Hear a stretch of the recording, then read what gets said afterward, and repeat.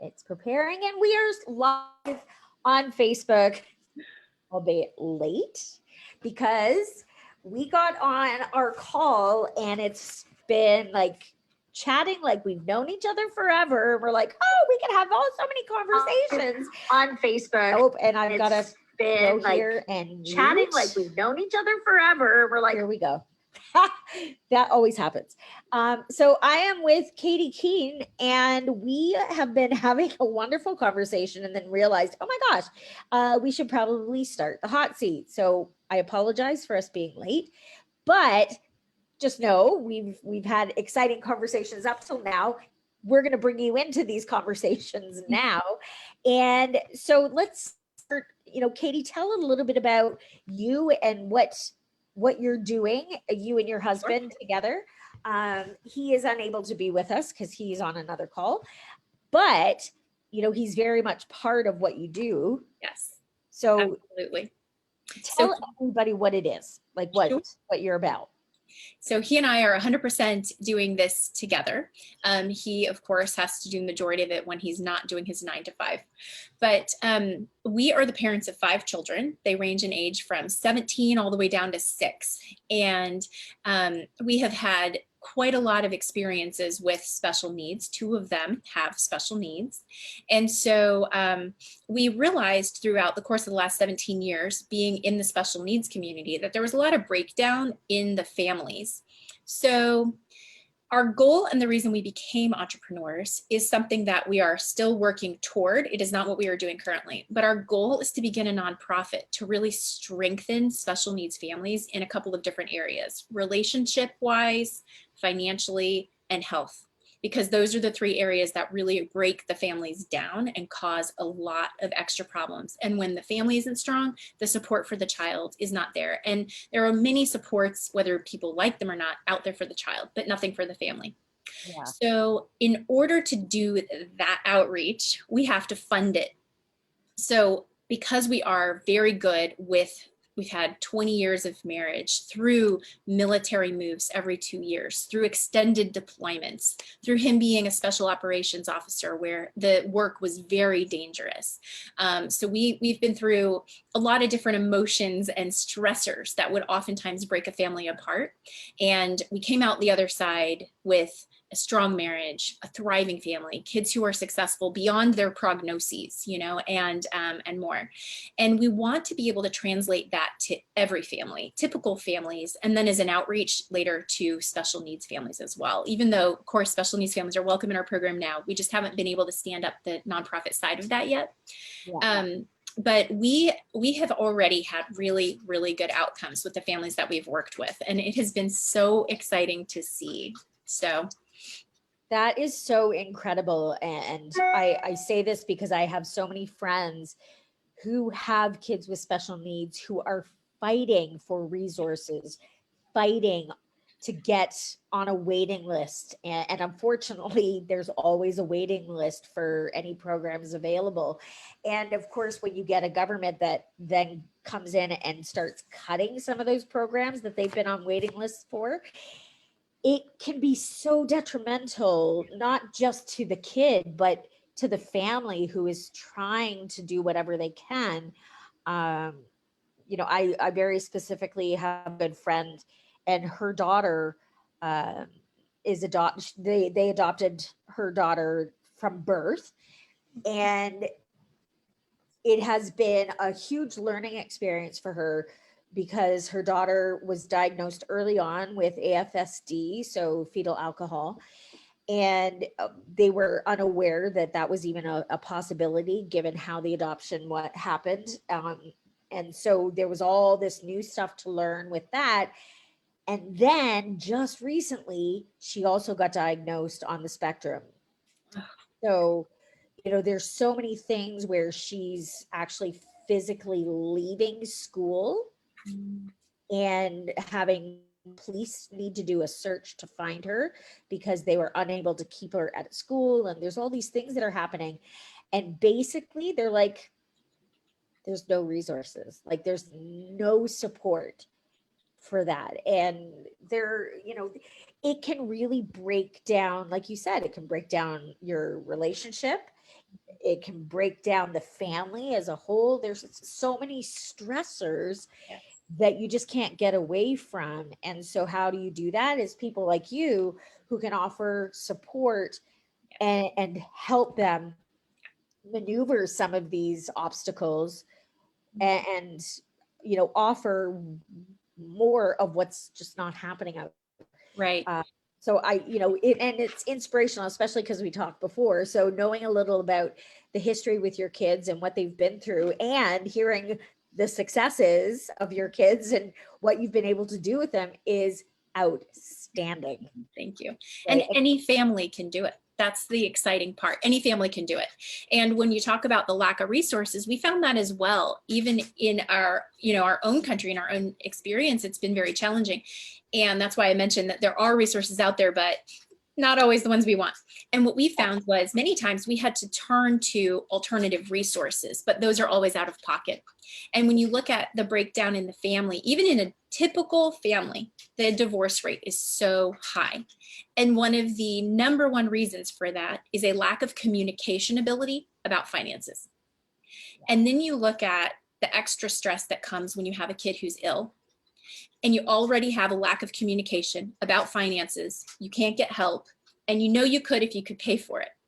Yeah. So one of the things that we are really excited to try to do in the future, when we're able to stand up that half of our business, which is our big goal, is that we're making a list of entrepreneurs who are willing to keep in touch with us, who get really good, solid results. And we are vetting very carefully different programs so that parents will have the opportunity for us to scholarship them a good portion into a program of their choice so that they could stand up a business from home.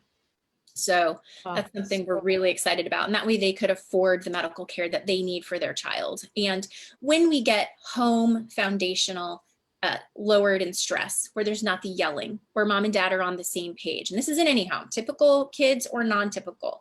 Mom and dad have expectations that are set, written, discussed. The kids know their expectations. Yes. There's a pre-decided set of consequences and awards so that everyone, similar to a government or an economy outside of the home, that it functions like an economy inside the home.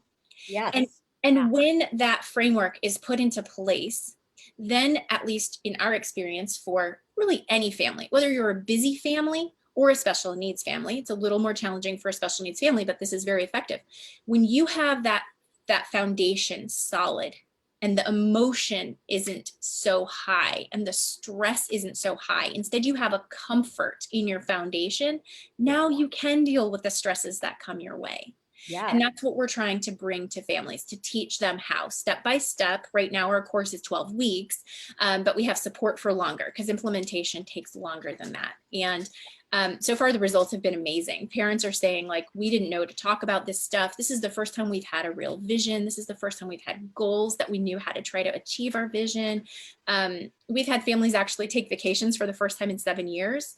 We have a family who, after speaking to us, they didn't even join our program. They just had a success call with us and they were struggling with their marriage. They actually signed up for a conference and went and made a tremendous transformation in their marriage, which made us so excited. So maybe someday they'll join our program, we'll see, but just the satisfaction in knowing that now they have 7 kids. Now 7 kids have a stable home that wasn't looking so stable just a couple weeks ago. So it's very, very fulfilling for us. Yeah. And we all know that, making any kind of decision from an emotional place can result in not making the right decisions or, not thinking of the consequences of decisions we make. So you're right. Like a house, if the foundation isn't stable, well, neither is the house going to be, right? Like there's all kinds of problems that can occur if the foundation isn't strong. So in what you're saying is that you're creating a foundation, which is that's actually kind of a learning lesson for everybody, not just families. When you can create a strong foundation in your life, whether that be in business as an entrepreneur, whether that be within your family structure or anything else, then you've got something that's secure to build on. Yes. and you keep building and adding on to it so that you have, you know, a successful business, you have a family that is thriving even with the obstacles that are thrown at them. And this is something that it really speaks to my heart, because I have always been about emotional resiliency for kids, Yeah. and that's something that I work in. um, I work with people of all ages, and so I'm actually working with two other ladies, a former teacher and a healer, and we are actually starting a program for families as well, because I was helping, you know, sort of a certain age group of kids, and then got in touch with this teacher friend, and she happened to be doing something similar with younger age kids. I'm like, oh my gosh, we should work together, because then together we've got the whole gamut of kids.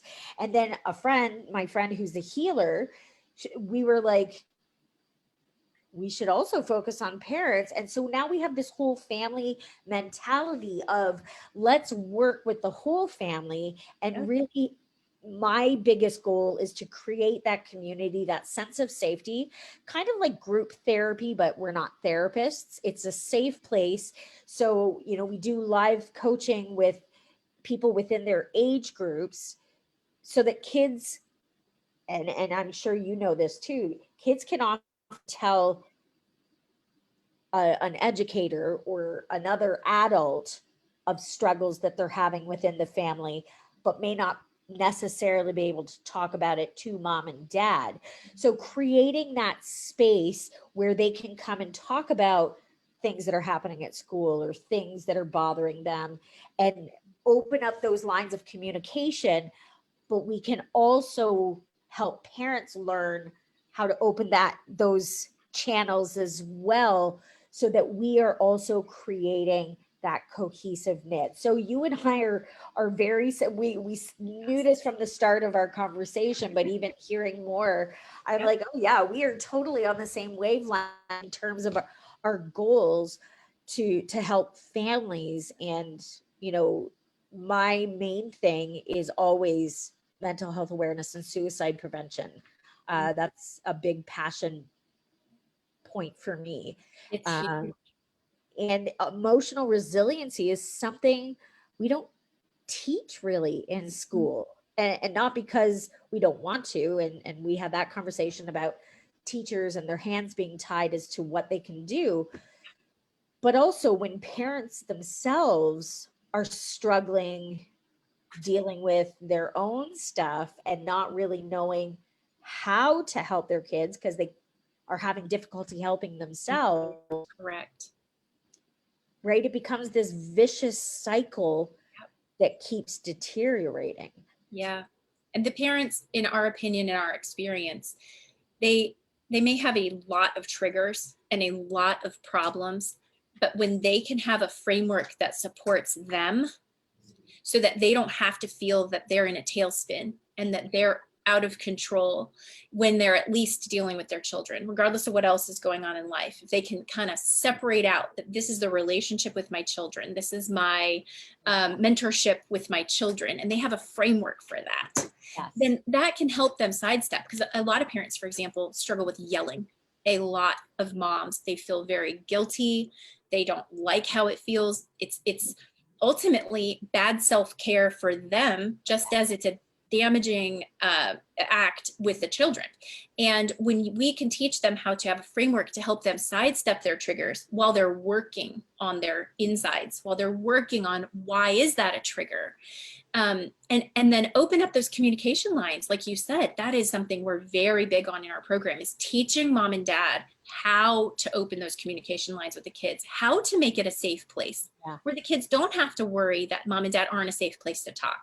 Because you as a child and as a teen, you need your mom and dad to be a safe place. It doesn't mean mom and dad have to be perfect, and it doesn't mean mom and dad have to have it all together, but you need that heart-centered connection where you know you are on the same team. You know, mom and dad are your biggest cheerleader. You know, they believe in you. And when that can happen, when that does happen, it just sets the children on this path for success. Mom and dad can keep, working through their own stuff, because I feel like half the time we're still growing up while we're raising our children. Yeah, totally. Right. Yes. In some ways, the secret is our children kind of raise us, because we go through experiences that we would not have experienced without them. Yeah. And that's what I said as a teacher all the time. I almost learn more from my students than I think I ever taught them. Yes. But it's a beautiful, enriching experience. And if we're willing to grow together and accept that we're going to change, we're going to struggle, but that doesn't mean that something's wrong or bad, and we need that safety net for us as we grow, them as they grow, and that thing that allows us to come together and really support each other, love each other, and be that leader for our children. No leader is perfect. None. Zero. Exactly. That, yes. And you know what? I say it in all my coaching practices. Get rid of this word perfect. There is nothing that exists that is perfect. And that expectation sets us up for disappointment. Yes. So when we can accept that we are perfectly imperfect, then it's attainable, it's achievable, it's right. Things can always be better when we learn to appreciate them as they are right now in this moment, and we work always with the idea that we are trying to better ourselves in every way. Every day we are constantly in a state of growth. There is no point where we're like, okay, I'm done. That's right. Oh gosh, can you imagine how boring it'd be if we did? Well, that's exactly, it's kind of like, well, where do we go from there? Right. Right. We did a whole podcast. After our initial launch, one of the first solo podcast episodes that Steve and I did was about perfectionism, because there is this false idea that I believe in so many ways. Some of it's just human nature, but some of it has been forced on us with this cultural tide of technology, which you and I were talking about before. And originally it was in magazines. And, we get this idea now from Pinterest and Instagram and Facebook that there is this standard that we have to live up to. And what people forget is that if you look at that, that's all like copying. It's all this fake standard. What happened to the beauty of art? Art is not perfect. Art is celebrated for its imperfections. Art is celebrated for its uniqueness. And each one of our families is a work of art. Each one of our children is a work of art. We ourselves are a work of art, and you have to allow those imperfections and allow that, no work of art typically turns out exactly as the artist expected, either in the beginning. And that's okay. That's what makes it valuable. And so within our family, if we keep that mindset, perfection is not what we're going for here. We want art. We want beauty. We want relationship. We want connection. We want people who have passion and who chase it. That is what we're going for. And perfection has no place. And it's about what is right for you as well. And we get so caught up in having to follow these social mores that, oh, well, everybody should go to school, and then everybody should go to post-secondary, and then you get a job, then you get married, then you have the house, 3 kids, picket fence, right? We still have that mentality, even though that's been passed down to us. Who says we have to be married to be successful? If that's not what you want in your life, or that just doesn't happen for you. But I keep on my desk, it says write your own story. That's exactly it. And I do feel like part of what we throw at, especially at kids as they're growing, it hinders them because they feel like they can't live up to these expectations. What if I don't meet someone to get married? Right? Like that idea, especially for girls, of that spinster mentality, even though, we don't use that word so much, but what's the first question people ask when they see you after not a long time? So are you married? Do you have kids yet? Or you get married and right away is, so when are you gonna have kids? Not even asking, maybe that's a couple who doesn't want to, or maybe it's a couple who can't, and you're hitting a pain point. So we tend to think we all, again, need to fit into this box, when really the boxes are all different shapes, different colors, and we shouldn't be expecting them to be the same. And I believe each person has been given a unique calling. Each person was designed intentionally for a reason, and that is why they're on this earth. And if we squash that, what are we missing? If the person who was intended to cure cancer was told that's not the right box you're supposed to be in, now what, right? Like, Yes. Yeah. yes, we have to recognize that each person has their beautiful individuality for a purpose, and that applies to our children, and we need to give that same grace to ourselves. And quit looking at all those fake social media things. Quit it. Just quit. Just quit. Breathe deep. Go outside. There is all kinds of research that shows that being in a green environment is better than an antidepressant, and it is better than anti-anxiety meds. Go have green therapy and come back and be uniquely you, and then allow your children to be too. Yes, totally. Stop the comparison, because our journeys are meant for us, not for other people, as theirs are not meant for us. So, Right. We can look across the street and say, oh, well, they've got a beautiful house and they've got new this and new car, and okay, that's their journey. That's not yours. Yours is different, right? We don't know anything of what's happening internally with them. Why are we comparing? And this is why, social media is particularly can really mess people up, because people can say, oh, you seem really happy. Well, that's because you're seeing the pictures I'm allowing you to see, and I'm choosing to post. I don't show you the post where I'm having a meltdown. That's right. Right? Like we tend to think it's the be all and end all. Well, just like a magazine, we know these women are beautiful, and it's the idea of what the perfect woman should look like. But they're not healthy. A lot of it. I lived in Los Angeles for 5 years. I lived in the Hollywood. I was in Hollywood area for 5 years, my high school and my first year of college. And so I went to high school similar to that movie Clueless, if you remember that from the 90s. Oh, yeah.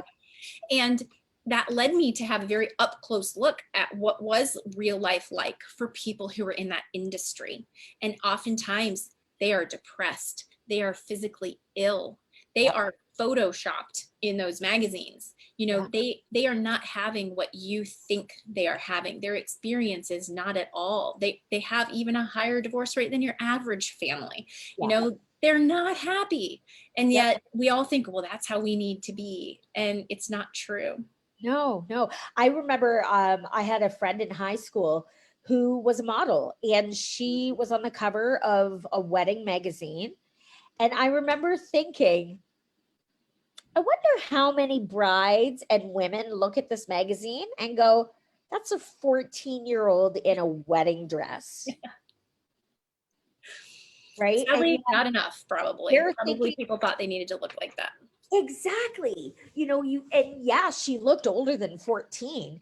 But at the same time, you're 30 years old, let's say, looking at that picture going, oh, I don't have that skin, and I don't have well, no, you don't, because she's 14. Right. Right? Like, yes, your boobs are bigger because you're a woman. She's not, she's just going through puberty. Right? But we have this mentality of, I want to be as pretty as her. I know. 14. But this is the thing, right? And we look at and this becomes our norm, which becomes unattainable, which makes us depressed because we think we are not good enough. That's right. So one of the things we work with families on, and it's funny because you brought it up earlier, is how you said, certain principles apply for business, they apply for family. And we want the families to be able to unplug from this mentality of, I'm not good enough, I have to be a certain way, and then look at their family life similar to an entrepreneur looks at their business. Make your own vision. You don't want your business to look like everyone else's business. You want your own business. You want your own family. What's your family vision 20 to 30 years from now? You know, entrepreneurs put in so much time, so much money into creating the business vision, creating the business goals, creating that team culture. How do they want it to be at work? What are the rules for anyone we bring onto our team? And then so much into the technology. What are the nuts and the bolts? How are the processes going to go? And yet families don't ever really realize they should do that. And when you can create that framework for your own unique family, I think it allows a lot of freedom. So just like your business, you're not going to expect your business to be like the guy down the road. You want your own business. Once you establish that same kind of mentality and lay it out for your family, and then for yourself, you can even do the same process for yourself. And you can then unplug in so many ways from those external expectations and start to let your internal guide you as to what you were created for. What is your purpose? Why are you here? Who are the people you are meant to impact? Because there are lots of them. That is a guarantee. Every one of us has a purpose.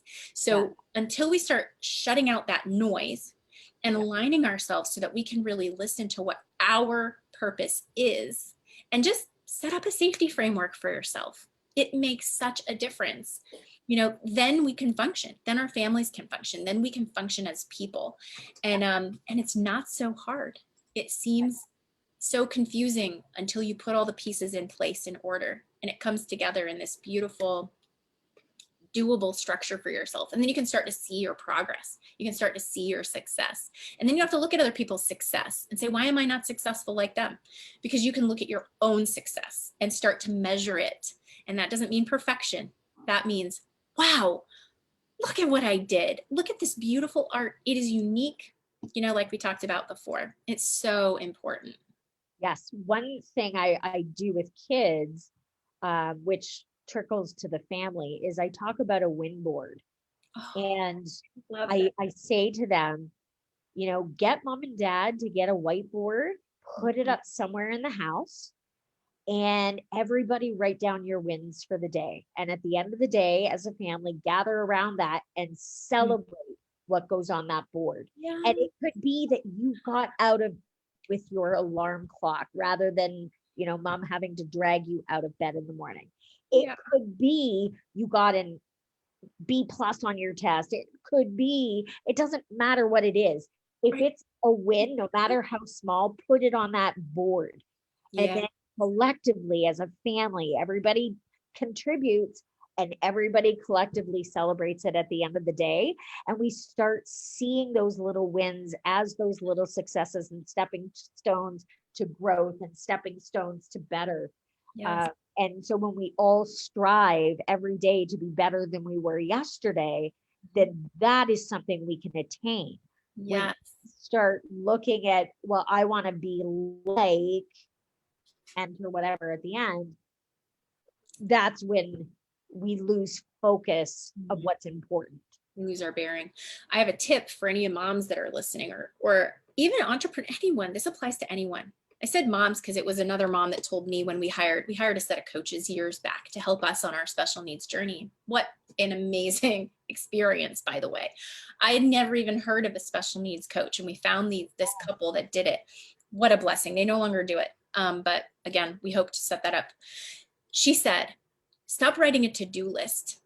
She said, start writing a done list. She said, begin to track what did you do all day. She said, Katie, you will be shocked by the end of the day.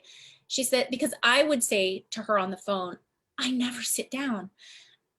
I work so hard. I fall into bed exhausted and I can't remember what I did, and nothing got checked off on my to-do list. And I feel so frustrated. And I know a lot of people can identify with that. And when she said, okay, we're done with the to-do list, she's like, if you had, you know, we worked on what was the most important big things that had to be done in the day. Of course, those were already, you have to feed the kids, you know, that's one of those things. But she said, now no more to-do list besides these, like 2 or 3 really pivotal pieces, and everything else you're going to fill in is what did you do? And it was transformational to me. So I hope everyone will try that. That is amazing, because we always think of to-do lists, and like I have one right here sitting beside me. I have them everywhere because I'm like, okay, what do I have to get done today? And I deal with this when I work with younger people too, who have this sense of overwhelm, who are behind at school. So I Yeah. get them to write the to-do list. I said, what can you do right now and get that finished? Like Yeah. that. Now it Like goes to the done list. that. Yeah.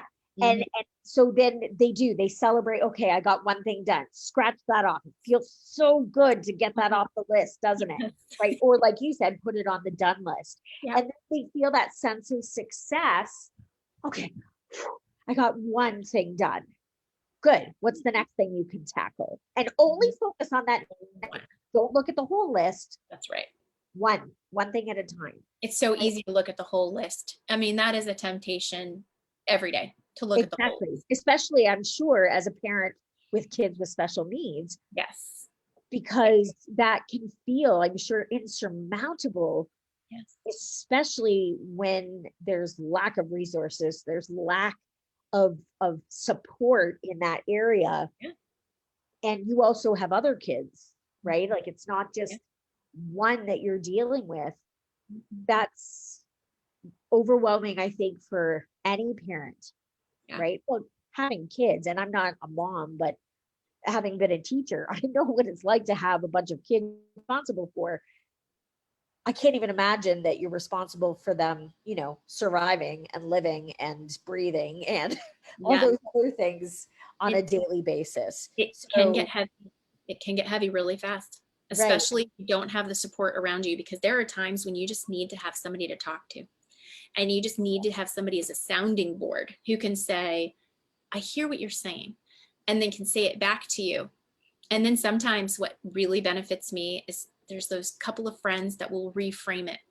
I'll say, okay, here's what's going on. And I don't want to complain. And they're like, look, you're not complaining. We are processing through something that's hard for you. Now, tell me straight what's going on, and you tell them, and then you work hard to say, okay, now how can we reframe this? How can we find the win in this? Where's the silver lining? What's the one next step? Yeah. And just, there's such an emotional comfort to have someone say, I hear you and I care, Yes. and you're not alone. And let's work on this. Yeah. And that could be enough to make somebody buckle and go, okay. Yes, it Right. matters.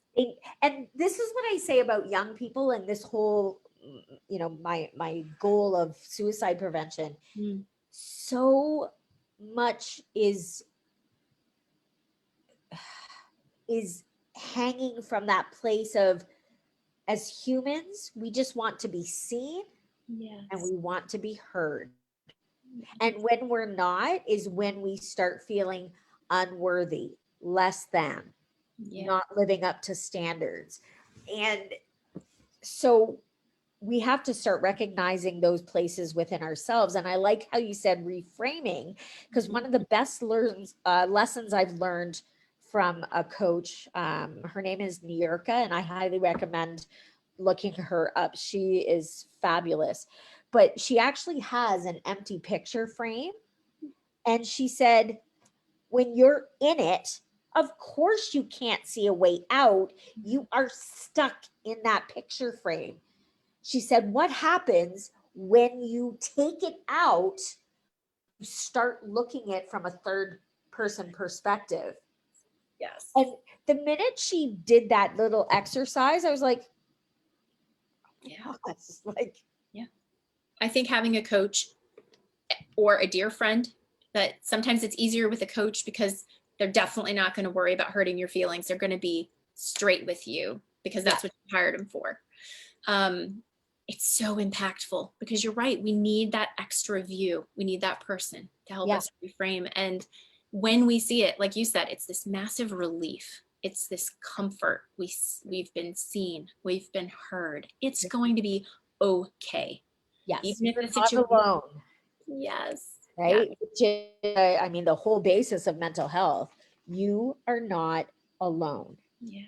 There is somebody else in the world feeling what you're feeling, going through what you're going through. It may look a little different, but I assure you, they're feeling the same feels and They survived it.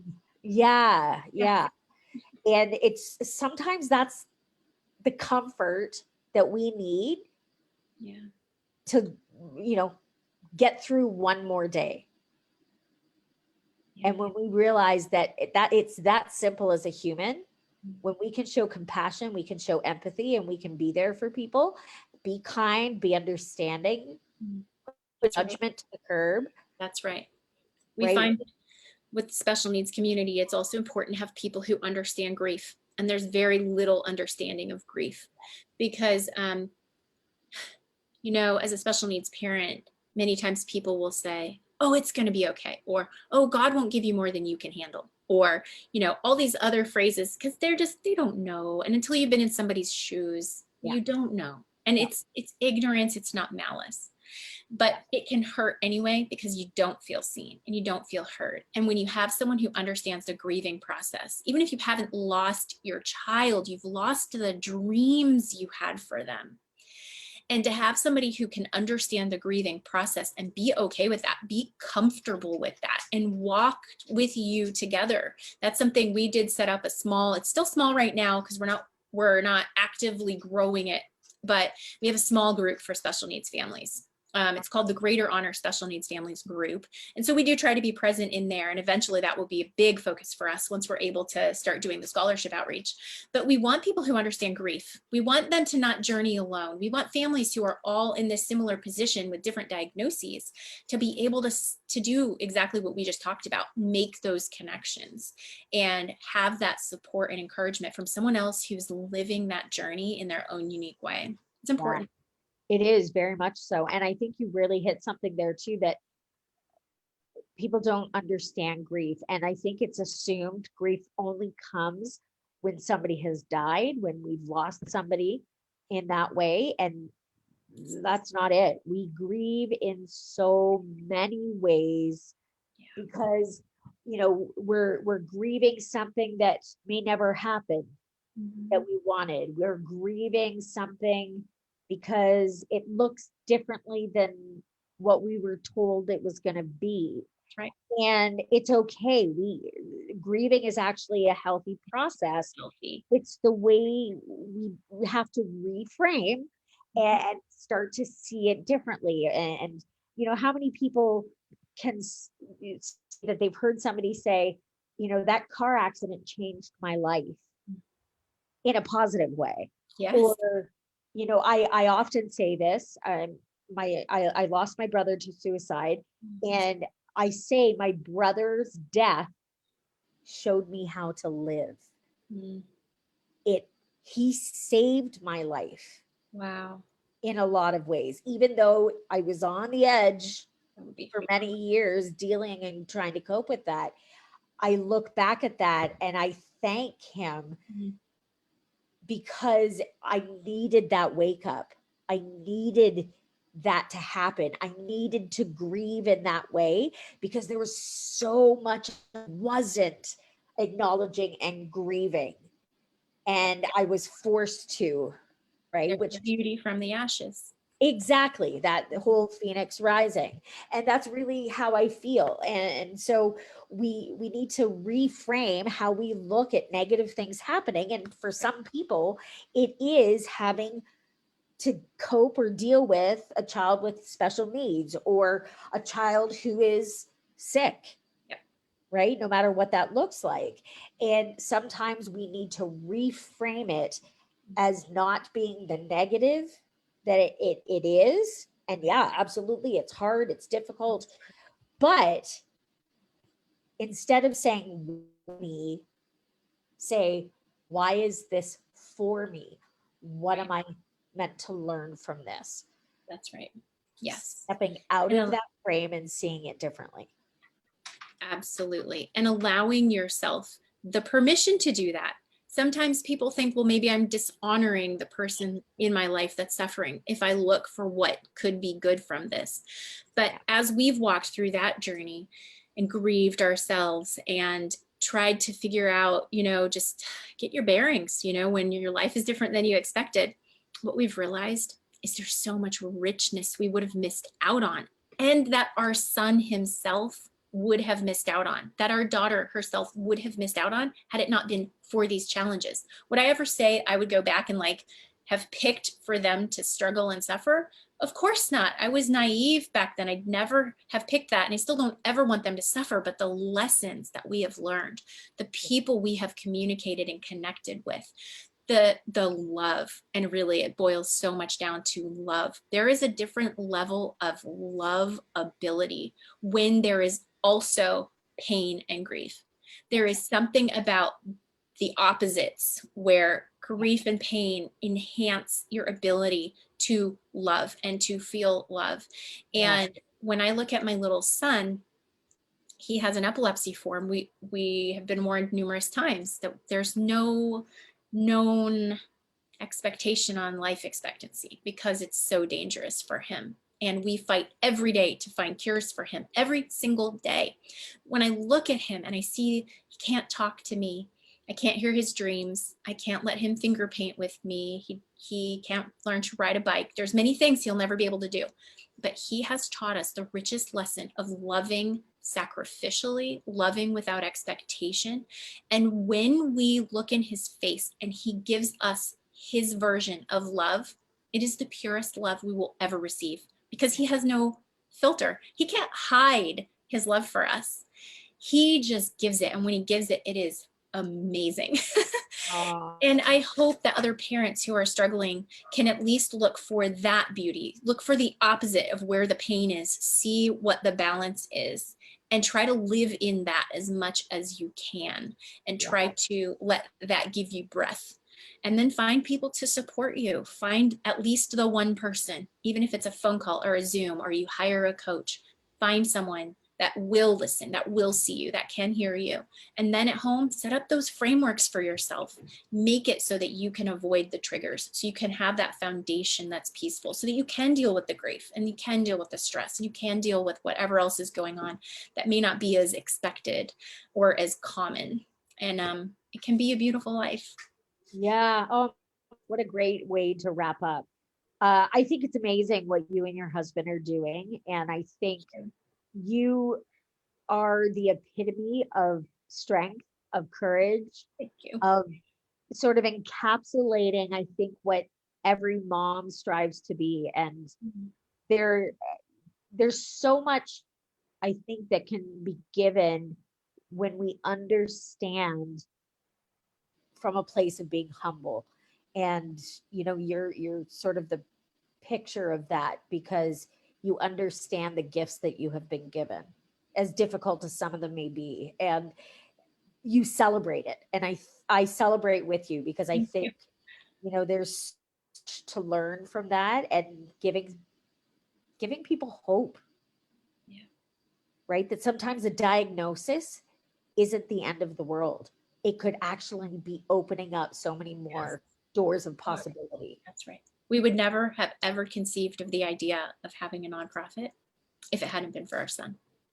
Yeah. So the idea, the whole entire thing of what we want to do for families and what will happen for families as soon as we can get to that stage would never, how many families do we plan to touch? As many as we can. We envision it to be a worldwide outreach. He's the reason, so it's bigger than us. I love it so much. I'm going to end with a book you may want to read, because it kind of goes along with what you're doing. It's a woman I know. Her name is Ellen Schwartz, and she started the charity Jacob's Ladder. Her son was born with Canavan disease, and he recently died. But Helen is sort of the epitome of grace, of strength, and she works with kids, teaching them how to give back. And it was always about celebrating the gifts that Jacob brought into their family. And her book is really quite amazing in that regard as well. I wrote it down. I'll look it up. Her journey. Yeah. So, it's that there's so many people out there who understand. And when we look at them for inspiration, we can really start living from a place of gratitude. Absolutely. 20% of the world population, and actually I was recently told it's 25 now, but last time I read a statistic, it was 20% deal with some form of a disability. And that's like what, a fifth of the world. Imagine the impact if we were all to reach outward and say, look at the beauty and the richness, despite the pain, despite the circumstances, you can have this too. Imagine the transformation we could have in the world. Yeah. Ah, I love it. And this is what you're setting out to do. You are going to have make huge transformation happening in the world and helping and supporting these parents. Yes. And I know I have a friend who is at her wit's end. I need to send your way because, you know, I'd she love to talk. doesn't know what to do anymore. And, you know, I don't know how to help because I'm not in the same position. So I think she needs to find people who understand what she's going through. And Yeah, it's I'm important so in our happy we community. met and that we've been able to have this conversation. I foresee other conversations happening in the future with us I because would love it. certainly we're not at a lack of things to talk about. I've never been late for a hot seat yet. Here we were. So thank you so much for sharing your gifts and Thank you for showing having us. me. And keep us posted in the group. Let us know what's happening, you know, because I'm sure there are parents that I know in the group, and there are people who need to hear about what you're doing and join. I absolutely will. We are planning to launch our next session probably within the next month or so. So we'll be opening enrollment eventually, sooner than later. So I'll let you know when we do. Great. So wonderful. Thank you so much. Oh, here. Thank you, Diva. He's excited. He's ready for his walk. He is, but shh, I still have a call after this. Sorry. He is. He's so ready, and he's been ready for about 2 hours, and he's been patient. Well, thank you so much for having me. Thank and hopefully you. next time I'll be able to have Steve here too. He was hoping Yeah, to be that'd be today. great. Let's plan it. Okay. Okay. Take care. All right. Bye.